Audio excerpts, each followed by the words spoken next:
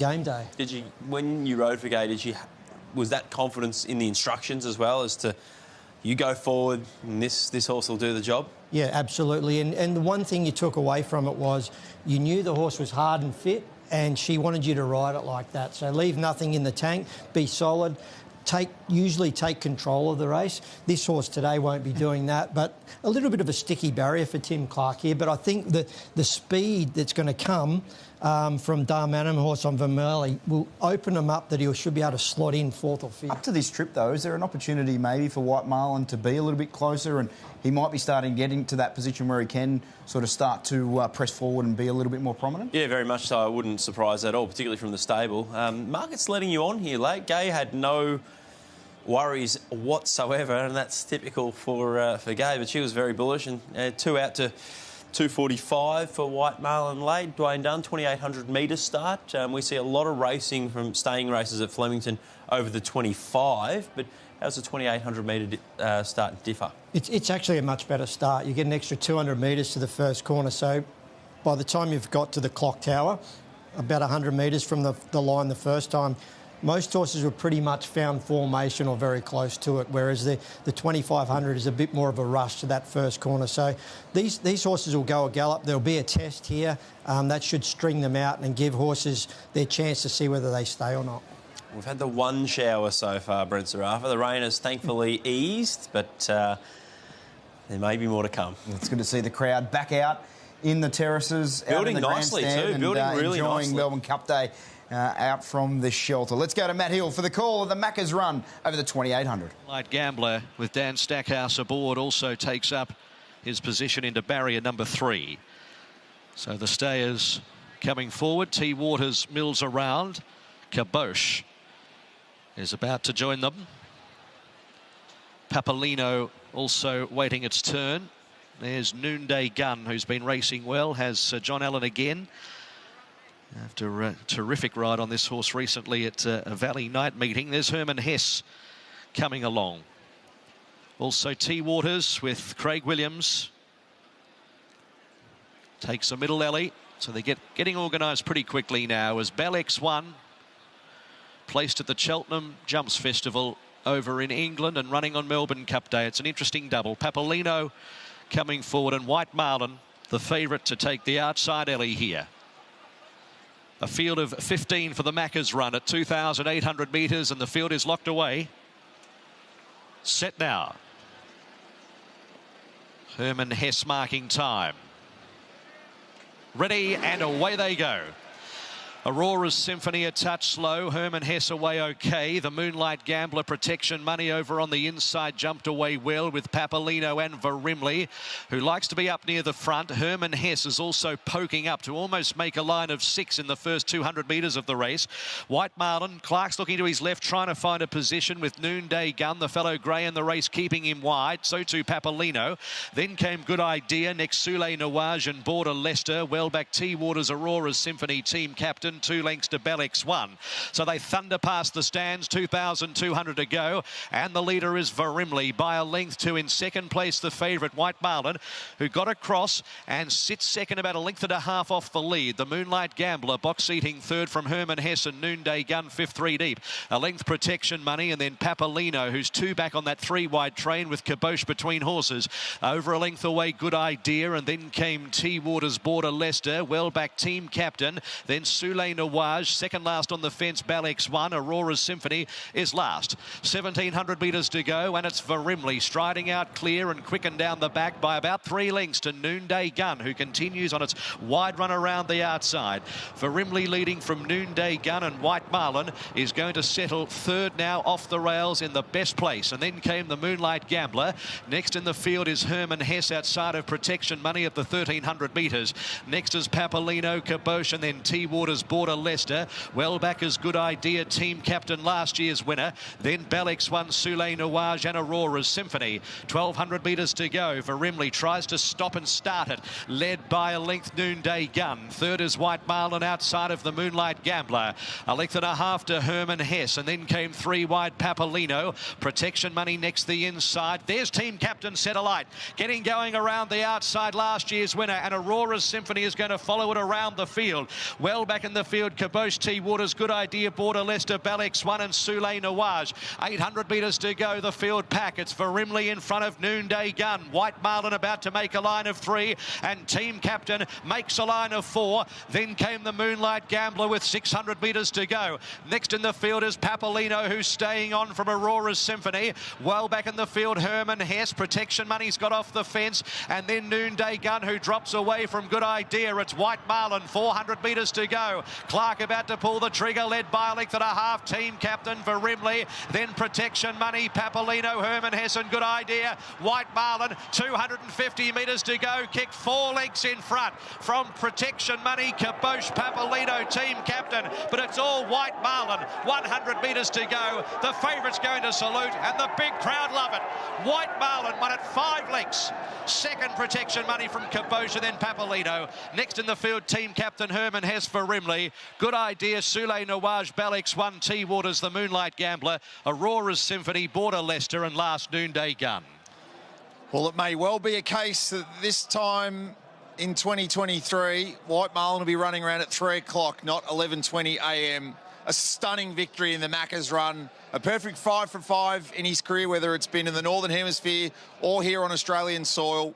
The Rosehill victory over 1800, taking care of the subsequent Victoria Derby winner Manzois. A great victory at its first go on a wet surface on 1,000 Guineas Day. Steps from 2,000 to 2,800 and leads them a merry dance. 7, 12, 9, 6 the numbers. We've seen the likes of Shraro and Shared Ambition use this race as a precursor to far better targets across their Australian careers. You feel like it's going to be something similar for the stunning grey White Marlin. Well, he's been pretty impressive in 4 starts today, pretty impressive in 2 Australian starts today, but neither of them were quite as emphatic as the performance today. Gay Waterhouse, well, she told us that he would run to his price pre-race, but I think Gay got it wrong because his price was $2.40 and he's won like a $1.40 shot there. So, anyway, she was pretty confident he has belted them. In previous years, we've seen this race sometimes be a target for horses that miss out on a start in the Cup or might have just been a tier down. This could be the most emphatic victory we've seen in this race for some time, and a horse who has a lot of progression, Dwayne. That was Arrogant. Tim Clark went and sat outside the leader, looked bolting a long way from home, had a look over the shoulder at the top of the straight and then said, "See you, boys, I'm off and gone." Yeah, like there was some moves made from the 1,000-metre mark. You know, the pressure came on early. He was happy to sit there and just let this horse travel. He knew what was underneath him. You know, Blake Shin making that move around the outside, putting a bit of speed into the race, had steadied down. But Tim Clark knew what he had. When he went for this horse, he just kept powering through the wire.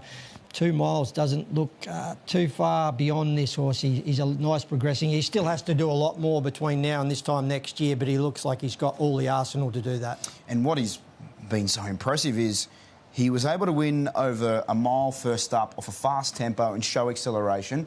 And then on wet ground in testing conditions in a good run, fast run race over 2,000 metres, he was still good enough to win. You would assume with a horse that might be sort of getting into this trip, they can be vulnerable at those lower distances, but he's just got better with every run. And things didn't work out ideally for him in that race. We'll talk about that and we're going to analyse it shortly. But let's hear from Adrian Bott on what was just an emphatic victory. Adrian Bott joins us after White Marlin's 3rd victory for the stable. Adrian, Rosehill was good. Caulfield was an improvement, but that was something else. It just keeps getting better, doesn't it? It was very, very impressive today. He's gone to a new level. Obviously up in class, up in trip, and he was very dominant. So very, very, very pleasing to see him. Very, very exciting for all the connections going forward.